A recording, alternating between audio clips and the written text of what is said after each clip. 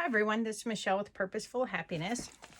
I have a new journal to bring today, and it is from a vintage pattern. And I've been collecting these pattern envelopes for some time, so I decided it was time to make a journal out of it. And I wanted this journal to be fairly sturdy, so it's Mod Podged on the front and then sewn to backing for the journal cover. And I found these little spools at a craft market, and it came in handy for this one. So I just used sari silk for the closure and some vintage lace and trims and beads for this. So this page has 80 pages front and back. And let's see what the size of this particular journal is. It is, nope, let's go this way.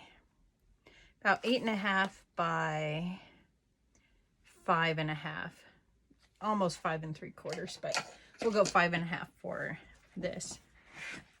So inside of this journal, I had some appliques from Simplicity that I used, and I just backed this pattern piece with some sturdy fabric, and I have a page with fabric as the first page, and then I took the instructions from the pattern and went ahead and made pockets out of them.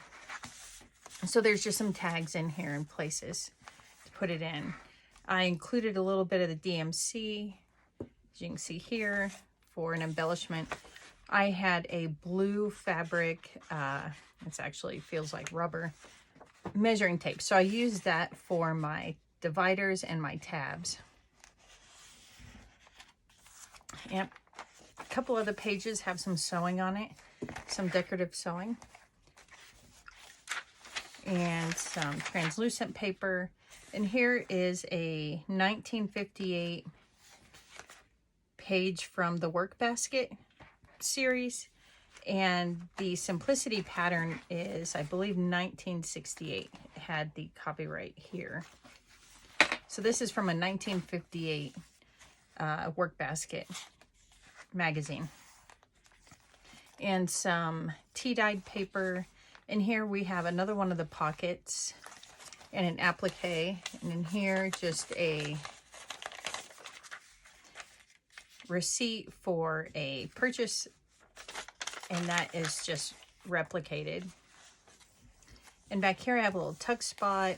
We have some journaling cards here, and then I altered a playing card to be just another journal space. So we'll just put these all back right here. Another tuck space with some journaling cards right here. And the digital kits, if you're looking for them for yourself, I got them on the Graphics Fairy, and the Old Design Shop is where I picked up the digis. Some lined paper, and here is some old lace that I picked up at an estate sale, and this journal seemed perfect for using it, especially with this color combination. So there's different weights of paper in here. Here is a page from a vintage Sears catalog, and it has a hinge on it, which is what the fabric is. It's hinged to be able to put in the book. The other side of that, coffee paper or tea-dyed paper. And here is just a piece of cardstock. And here I made a needle book. I don't want to get that caught.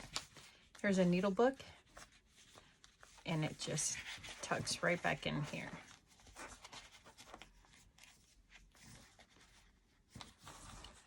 And this came from a vintage pattern book, and it has memos for the back, and then some instructions on marking and what to do with it. Here's another one of the tabs out of the blue measuring tape, and then another piece of cardstock. And here I just used a seam binding wrapper or packaging and made it into a pocket. Another piece of a cardstock here with some lace. This is linen paper. And if you take it out, I just made a pocket out of multiple layers of the tissue paper. And then here's some vintage rickrack and some seam binding that I just put around some of these cards here. There's a couple of charms in the book. As you can see right here, a key and just a little star. Here is another piece of that cardstock. And in here, I just put in some of the journaling cards. And I think that I got caught on the glue there, as you can see. And then I went ahead and just Mod Podged some of the tissue paper onto regular paper for journaling spots. There we go. Now it should be completely dry. And here is just a piece of the cardstock, folded again into that triangle. I just made with a whale tail tab punch, just a little tab out of that Mod Podge tissue paper. And another divider. This is just a little clothing tag. Tea-dyed paper from the Sears catalog. Ladies silk and velvet waist seemed appropriate for this. So I printed some washi tape, and that's what this is. And the tab, some lined paper, and here is the third divider for this journal. And another pocket, and it looks like I need to add a tag in here, and I will do that. And then just some ruffled scrap paper. So here is a lace page. You just lift it and work with it. And here is another picture from, or page from that 1958 work basket catalog. Patterns were 35 cents if you purchase this one.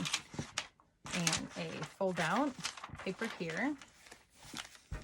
And here I just have a little tag, and the altered paper clip has some beads and charms on it. And here is just a button card, and it is just put right in. Here is another pocket. So there are quite a few pockets in here with a journaling tag in it as well, and another one of those appliques.